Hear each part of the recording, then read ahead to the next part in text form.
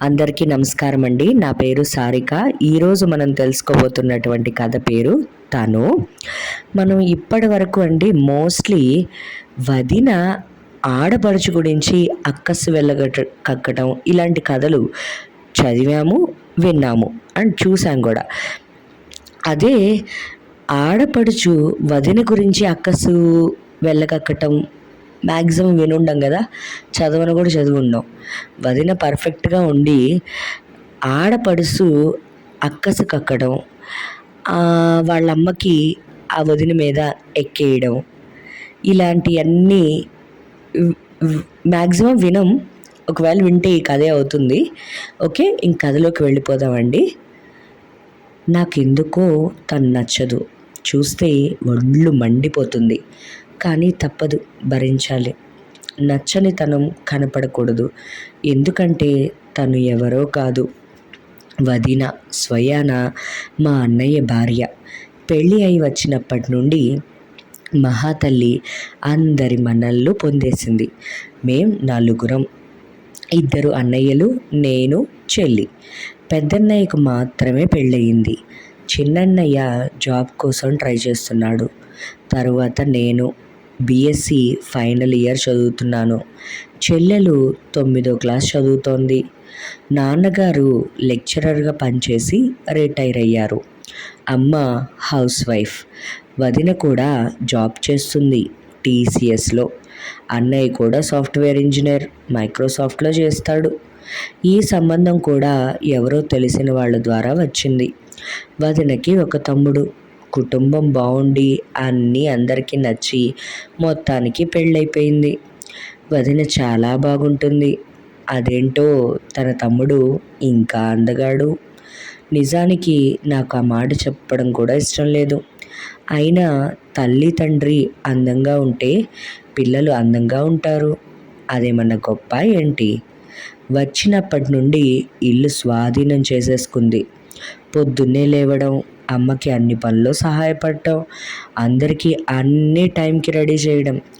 అసలు తను ఏ పనైనా చక్కచక్కా చేసేస్తుంది. చక్కగా తయారవుతుంది కూడా. డిగ్నిఫైడ్గా ఉండే అన్ని మోడ్రన్ డ్రెస్సులు వేస్తుంది, చీరలు కడుతుంది. వంట అయితే బ్రహ్మాండంగా చేస్తుంది. అమ్మ ట్రెడిషనల్ వంటలు చేస్తే ఈవిడ అన్ని రకాల బిర్యానీలు, ఫ్రైడ్ రైస్లు, మసాలా కూరలు, చపాతీలు ఆదరగొడుతుంది. ఇక చిన్నన్నయ్య, చెల్లెలు అయితే ఆవిడకు ఫ్యాన్స్ అయిపోయారు. అమ్మ, నాన్నగారు ప్రతి దానికి అమ్మ శుచి, అమ్మ శుచి అని పిలవడమే, ఆవిడ సలహాలు తీసుకోవడమే. ఆవిడ పేరు సుచరితలేండి. అసలు ఉద్యోగానికి వెళ్ళి వచ్చి ఇంట్లో పనులు చేస్తూ అందరికీ హెల్ప్ చేస్తూ అంత ఓపికగా ఎలా ఉంటుందో అస్సలు అర్థం కాదు నాకు.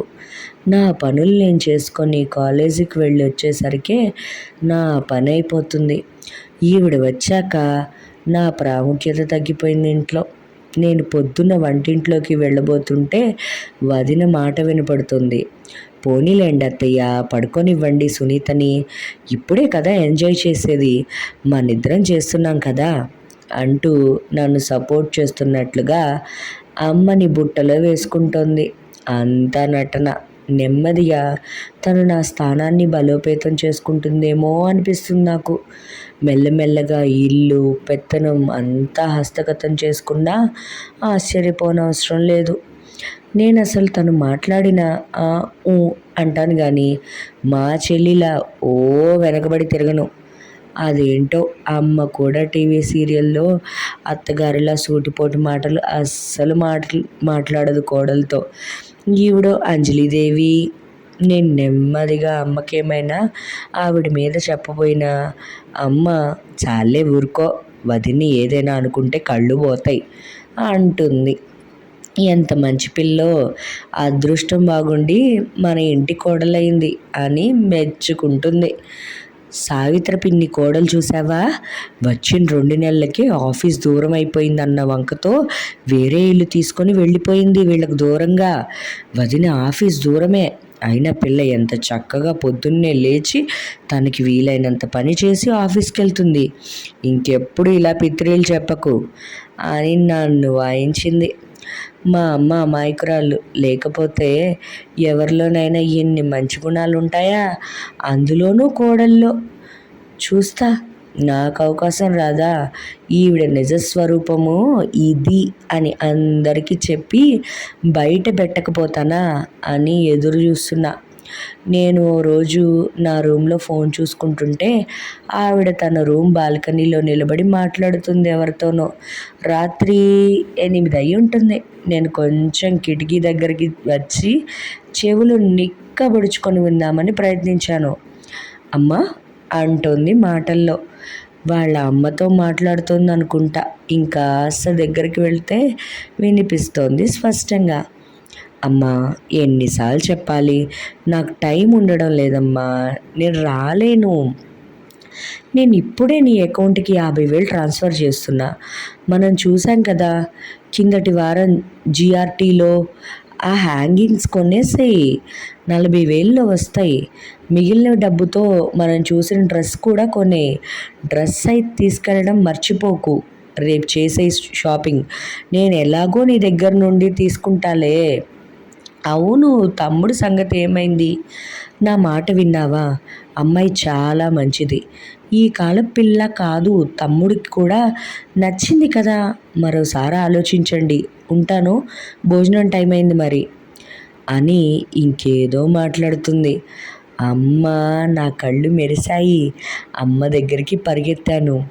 అమ్మ తన రూమ్లో బట్టలు మడత పెడుతోంది. పక్కన కూర్చొని పూసగుచ్చినట్టు మొత్తం చెప్పేశా. కాళ్ళు చేతులు తిప్పుతూ 50,000 పంపిందమ్మా, ఏదో కొనమంటోంది, గోల్డ్ అనుకుంటా అన్నాను. అమ్మ మొహంలో కొంచెం రంగులు మారడం నా దృష్టిని దాటిపోలేదు. అయినా అమ్మ వెంటనే తేరుకొని, ఊరుకో, అలా విన్న వెంటనే మనం ఏదేదో ఊహించుకోకూడదు. ఒకవేళ అలా కొనుక్కున్నా కూడా తప్పులేదులే, సంపాదించుకుంటోంది కదా, ఇంకెవరికి చెప్పకు, పద భోజనానికి అంది. చెప్పొద్దు. అమ్మ మనసులో విషబిందువు వేశాననే ఆనందం నన్ను నిలవనీయలేదు. 2 రోజులు హుషారుగా గడిచిపోయాయి నాకైతే. ఆ రోజు రాత్రి 9:30కి చెల్లి వచ్చి పిలిచింది. నేను చదువుకుంటుంటే, అక్క, అమ్మ పిలుస్తోంది అంటూ. నేను వస్తున్నా అంటూ చెల్లి వెంట వెళ్ళేసరికి డ్రాయింగ్ రూమ్లో అమ్మ, నాన్న, అన్నయ్య, తను ఉన్నారు. ఏంటి ఈ మీటింగ్ అబ్బా అనుకుంటూ ఉండగా వదిన నాతో అంటోంది, నేను రేపు తొందరగా ఆఫీస్కి వెళ్ళాలి, అప్పటికి నువ్వు లేవవు కదా, అందుకని పిలిచాను అని. ఈవిడ తొందరగా వెళ్ళడానికి నేను లేవడానికి సంబంధం ఏంటో అని మనసులో విసుక్కొని ముఖానికి చిరునవ్వు పులుముకుంటూ సోఫాలో కూర్చున్నా.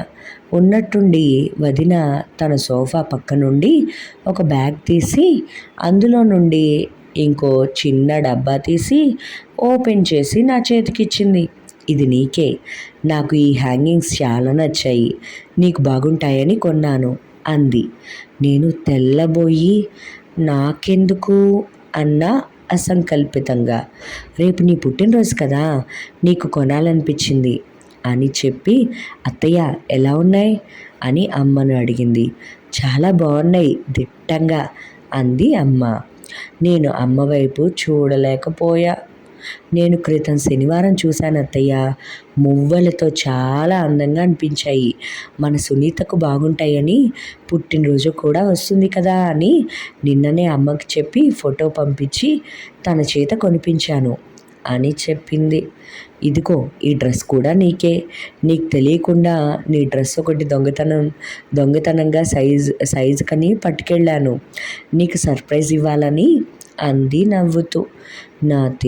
నా తల కిందకి వాలిపోయింది. ముఖ్యంగా ఇంకో విషయం చెప్పాలని మిమ్మల్ని అందరినీ పిలిచాను. మామయ్య, అత్తయ్య, మీ అబ్బాయికి తెలుసు అనుకోండి, కానీ మీరు ముఖ్యం కదా. మా తమ్ముడు విహారీ తెలుసు కదా మీకు, బాంబేలో ఓఎస్జీసీలో జాబ్ చేస్తున్నాడు. వాడికి మన సునీత చాలా నచ్చిందట. మా తమ్ముడు చెప్పగానే నాకు ఎంత సంతోషం వేసిందో. మీకెవ్వరికీ అభ్యంతరం లేకపోతే పెళ్లి చేసుకుంటాడట. అఫ్కోర్స్ సునీత అంటే మా ఇంట్లో అందరికీ ఇష్టమే. చాలా నెమ్మది అని, మనం 10 మాటలు మాట్లాడితే తను ఓ మాట మాట్లాడుతుందని, ఈ కాలంలో ఇలాంటి అమ్మాయిలు అరుదు అని మా అందరి అభిప్రాయం. ఈ సంవత్సరం తను చదువు అయ్యాకే, అది తనకిష్టమైతేనే ఈ ప్రపోజల్. కావాలంటే తను పెళ్ళి అయ్యాక బాంబేలో పై చదువులు చదువుకోవచ్చు. ఏమంటారు మీరంతా చెప్పండి అంటూ నా దగ్గరికి వచ్చి నా చేయి పట్టుకుంది. నేను అప్రయత్నంగా లేచి నిలబడ్డాను.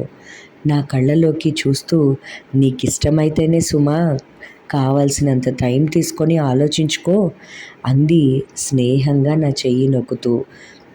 నేను గబాల్న తల్లి కౌగలించుకున్నాను. తను నాకేదో ఖరీదైన గిఫ్ట్ ఇచ్చినందుకు కాదు, తన అందమైన తమ్ముడిని నాకు ఆఫర్ చేస్తున్నందుకు కాదు, నా మీద తన నిజాయితీతో కూడిన ప్రేమకి, అభిమానానికి స్థాణువునై. మనస్ఫూర్తిగా నాలో కలిగిన పశ్చాత్తాపం కరిగి కన్నీరై నా మనసులో తన పట్ల పెంచుకున్న కుళ్ళుని, కల్మషాన్ని, అసూయని కడిగేస్తోంది. ఎంత బాగుందో కదండి కథ. నిజంగా రియల్గా కూడా ఇలా ఉంటే జీవితాలు ఎంత బాగుంటాయో కదా. మార్పు రాని వాళ్ళు కూడా మారిపోతారండి. ఈ కథ కనుక మీకు నచ్చినట్లయి ఉంటే ప్లీజ్ ఈ వీడియోని లైక్ చేయండి. మీరందరికీ ఖచ్చితంగా ఈ కథ నచ్చిందనే అనుకుంటాను. ప్లీజ్ ఆ నచ్చింతనాన్ని ఒక లైక్ రూపంలో తెలియజేస్తే నా వీడియో చాలామందికి నోటిఫై అవుతుందండి. అలాగే మన ఛానల్కి ఖచ్చితంగా సబ్స్క్రైబ్ చేసుకోండి. ఇలాంటి మంచి మంచి కథలు వస్తూనే ఉంటాయండి. అలాగే ఈ వీడియోని చివరి వరకు చూసిన వాళ్ళందరికీ కూడా చాలా థ్యాంక్స్ అండి. ఇంకింతేనండి. అండ్ ఈ కథని మీ బంధుమిత్రులకు, మీ శ్రేయోభిలాషులకు కూడా ఖచ్చితంగా షేర్ చేసుకోండి. వాళ్ళకు కూడా ఖచ్చితంగా నచ్చుతుంది. Okay, thank you all.